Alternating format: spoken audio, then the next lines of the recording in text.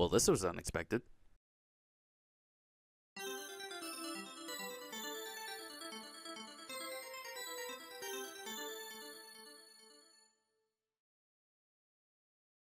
In my forever ongoing quest of creating content, there's always the possibility of running into side quests, and boy howdy, this one is a doozy. Baku, what are you talking about? You haven't uploaded in months. Yeah, well, I'm working on it, but this one's important. SNK recently announced a video contest. Submit a video with City of the Wolves as the topic, and you have a chance to win some cash money. And while the prize is cool, I'm mainly in it for the idea that somebody over there is going to watch and hopefully enjoy this video. And as SNK's self-proclaimed biggest fan, they say jump, I say how high. I always planned to have a video on City of the Wolves made. I even had a script partially written for it. This just gives me a reason to bump it up in the queue. Sorry, Neo Turf Masters. Your beautiful courses of green will be explored another day. So come along with me as I give my first thoughts and impressions on the next entry in this legendary series, Garo Densetsu!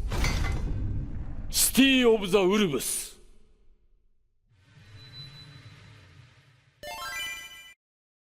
City of the Wolves released on April 24th, 2025, or the 21st if you were really cool. And man, it's such a great sight to see after such a long time.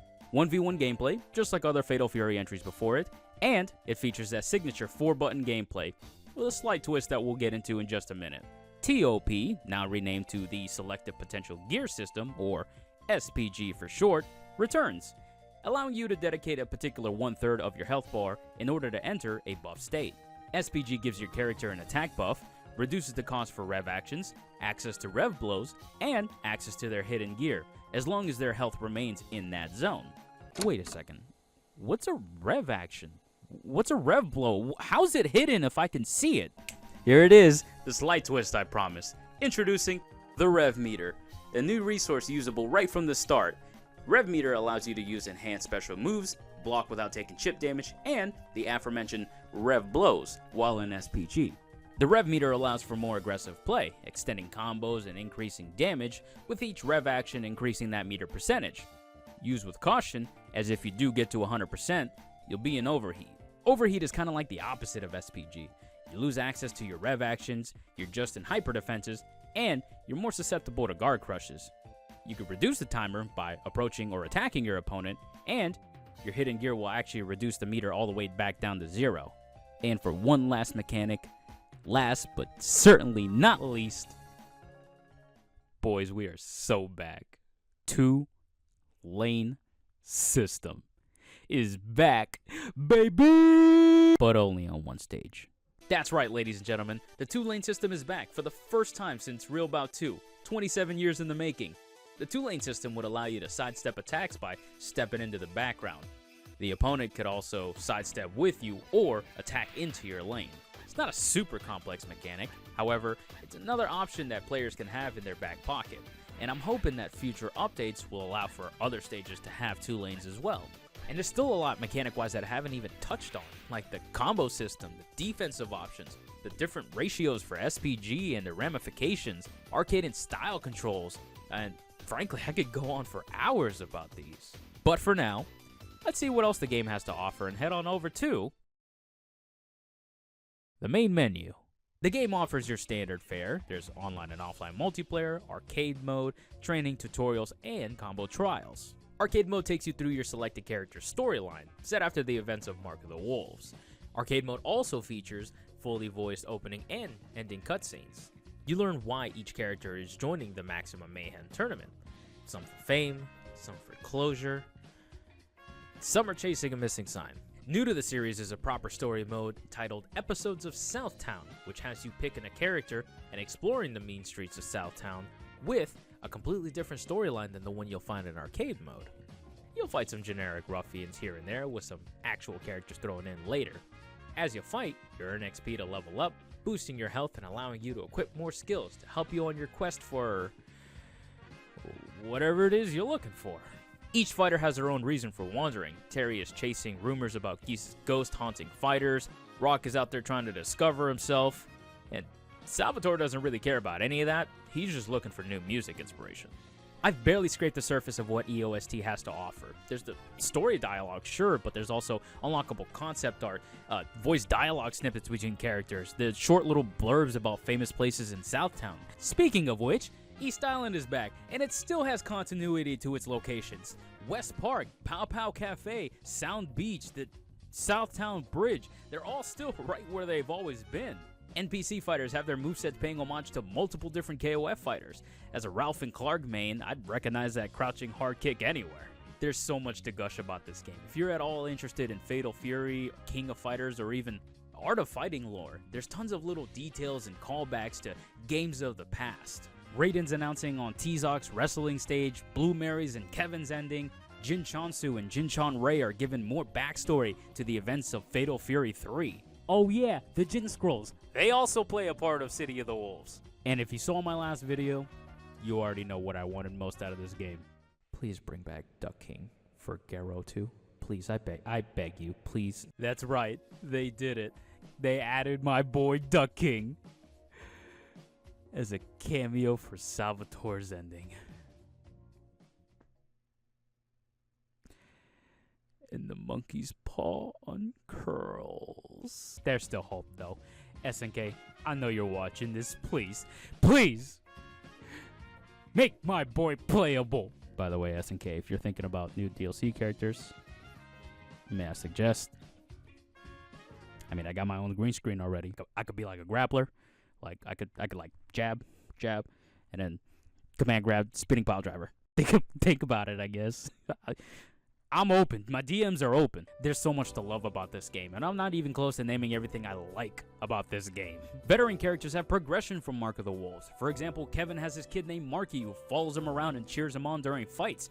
Gato now fights with his eyes closed after nearly being blinded last tournament. Our boy Hokotomaru has grown. And the new characters. Preacher's this super intelligent Muay Thai fighter who learns from one of the goofiest characters in all of SNK. Vox Reaper is this demonic assassin who also does petty shit, like steal the Kyokugen Dojo sign for fun. And Ronaldo, he says, "Suit!" Color Edit returns from KOF 13, allowing you to color and pattern different parts of your character's costumes. Jukebox lets you play music from all of Fatal Fury's history. There's a gallery with extra goodies from previous games. Even the tiny stuff, like after finishing an arcade run, your chosen character will voice the logo screen. Your chosen voice language affects not only the game title, but whether the announcer says T-Zock or Griffin Mask. City of the Wolves feels less like a continuation and more like a celebration of what makes Fatal Fury so great, from the remakes of stages down to the credits music being a remix of the first. It's not shy about showing its roots to an audience that may not have been there to experience it when it first came out. If you're a fan of SNK, if you're a fan of fighting games, if you're looking to get into fighting games, then I implore you to get City of the Wolves. From its robust gameplay, its low barrier of entry, and the plethora of lore goodies for dorks like me, I love it so much, man. And I'm here for whatever the future holds.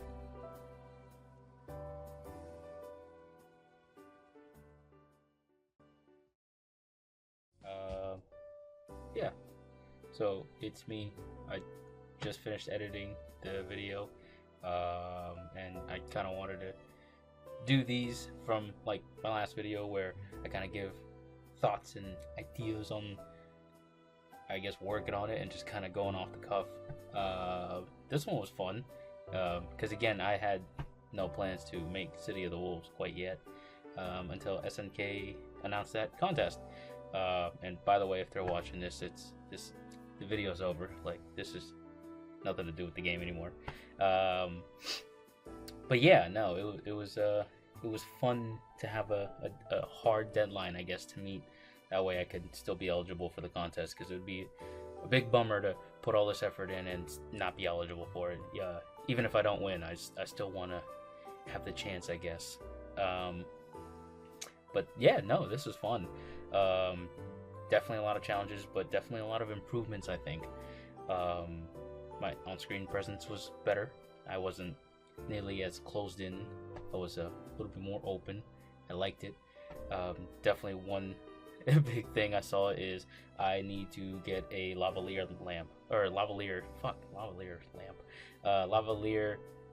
microphone. because yeah, as I was listening, and I'm sure you hear it in the video. Well, I know you hear it in the video.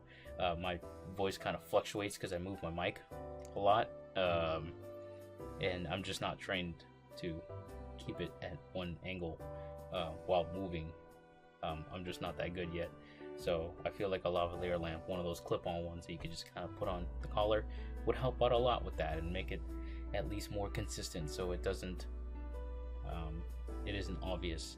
I tried to edit it as best I could, but it's, yeah, I don't know how to do that very well yet. But no, I hope you guys enjoyed watching the video. The last video got almost 700 views, like 650 or something like that, which is pretty insane.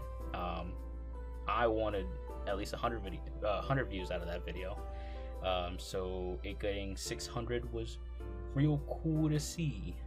So I'm hoping that this one does. Let's go for 200. You know what I mean? No, I think we could do better. I think we could do 5. I feel like if the last one got 6, we can at least do 5 on this one. But we'll see. The algorithm will either bless or curse me, I guess, and because I upload once a year, it's probably not very favorable to me. But it doesn't matter. I mean, I make these videos because they're fun, they're cool, and to spread my love of video games out there. Yeah. Next video is probably still not going to be Neo Turf Masters. I was working on a video for Balatro, because I've been playing that a lot. It's a fun game. And then maybe Neo Turf Masters, but it hasn't been decided yet. Got a lot of scripts that are written, you know, so I have a lot of options depending on what I'd like to do. I have some ideas for Neo Turf Masters that I think would be pretty fun to shoot and write. Windjammers as well. Windjammers is actually back there, that little pink dot back there. I do want to do a video on that. I love Windjammers a lot. But yeah, like I said, it doesn't have to always be fighting games. For example, I'm doing Balatro. Balatro is not a fighting game yet.